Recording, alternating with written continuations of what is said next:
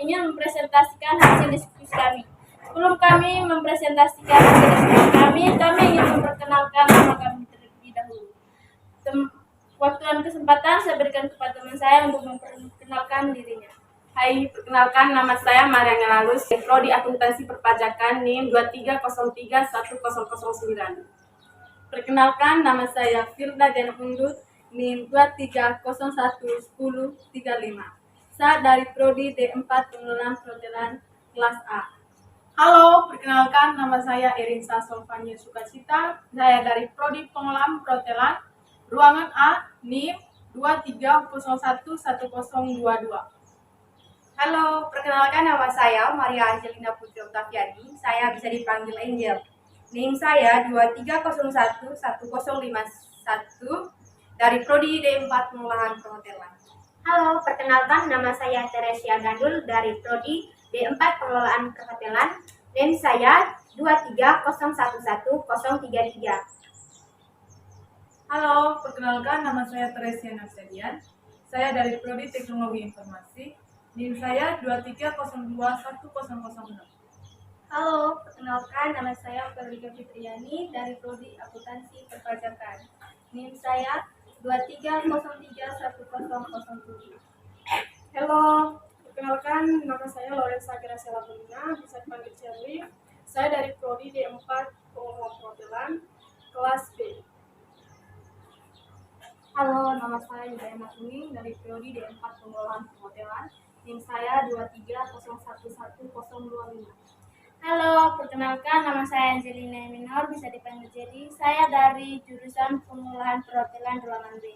NIM saya 23011055. Terima kasih karena sudah mendengarkan perkenalan kami. Waktu dan kesempatan saya berikan kepada teman-teman untuk memaparkan materi kami. Waktu dan kesempatan saya persilahkan. Terima kasih atas kesempatan yang diberikan. Saya akan membaca soal. Nomor 1, jelaskan secara singkat isi dari tiap-tiap video. Dari video pertama tadi, ada seorang pria yang dulunya hidupnya penuh dengan kekelaman. Karena seorang wanita yang dia cintai pergi meninggalkannya, dan wanita itu berpacaran dengan sahabatnya sendiri, dan mulai dari situlah hidupnya hancur, hilang arah, dan dia melampiaskannya kepada wanita lain. Dia tidak mencari Tuhan, karena dia membenci gereja, dan dia tidak mempercayai Tuhan. Seiring berjalannya waktu, dia mengalami sakit parah, dan ada seorang pendeta yang memberikan dia minyak pengurapan dan komuni kudus.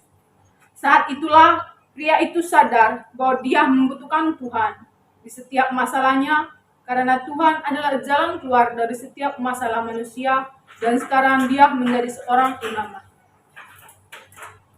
Dari video kedua dapat disimpulkan bahwa ketika seseorang belum menikah, hidup itu terasa bebas untuk diri sendiri, senang-senang, melakukan berbagai hal yang dapat membuat hidup terasa bahagia dengan sesuka hati kita.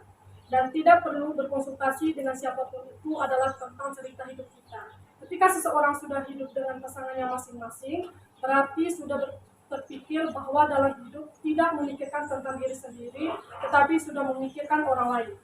Dan di saat kita sudah menikah juga dituntut untuk beradaptasi dengan orang baru, dan kita harus bisa menghilangkan kebiasaan kita, di mana di masa lalu kita hidup tergantung keinginan kita sendiri, dan kehidupan kita setelah menikah juga harus mengalihkan berkomunikasi yang baik.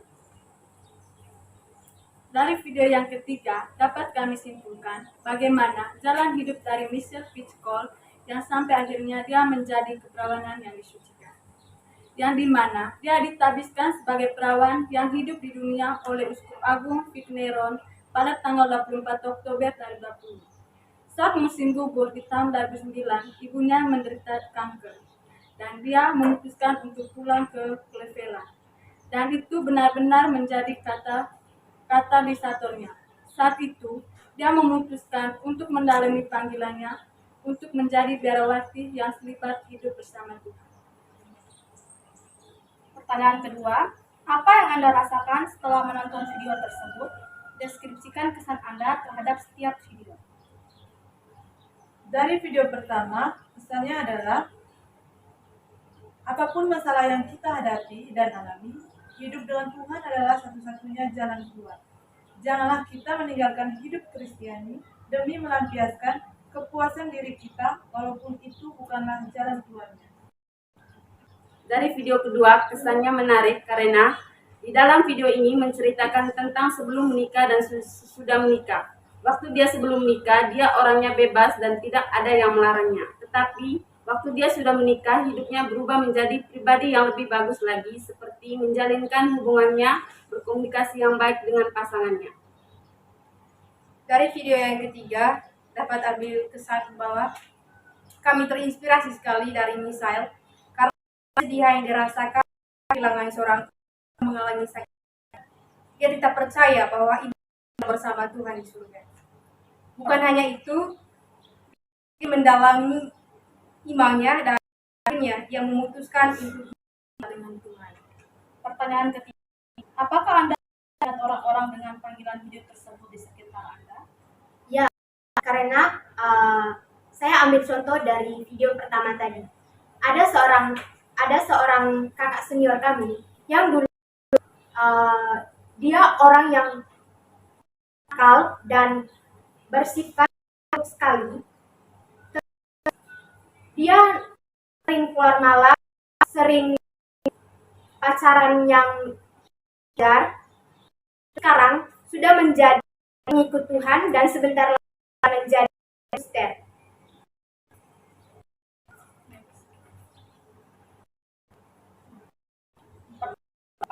Dari panggilan hidup Kristiani, yaitu sebagai kaum atau rohaniwan dan hidup selibat awan. Apa pendapat Anda tentang panggilan-panggilan hidup tersebut? Pertama, rohaniwan adalah mereka yang ditadiskan dan dipisahkan untuk tugas keagamaan.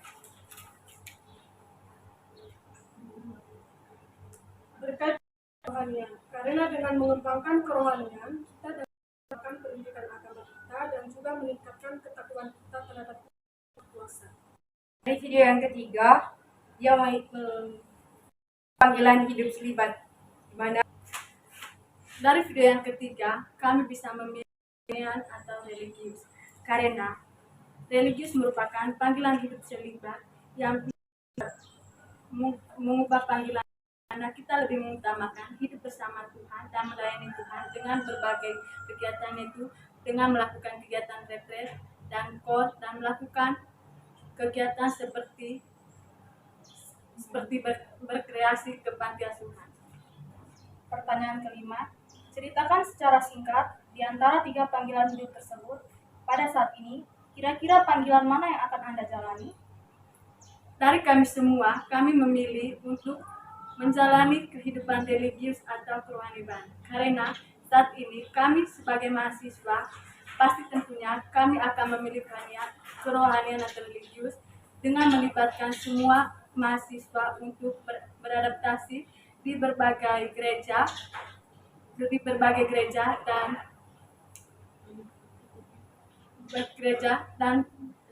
masih banyak kegiatan lakukan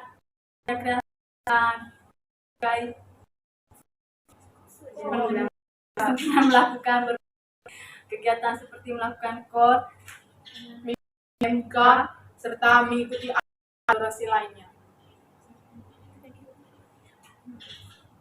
Terima kasih teman-teman. Sekian presentasi kami. Kami dari Kampus Politeknik El Bajo Komodos mengucapkan Terima kasih banyak. BLC Roma.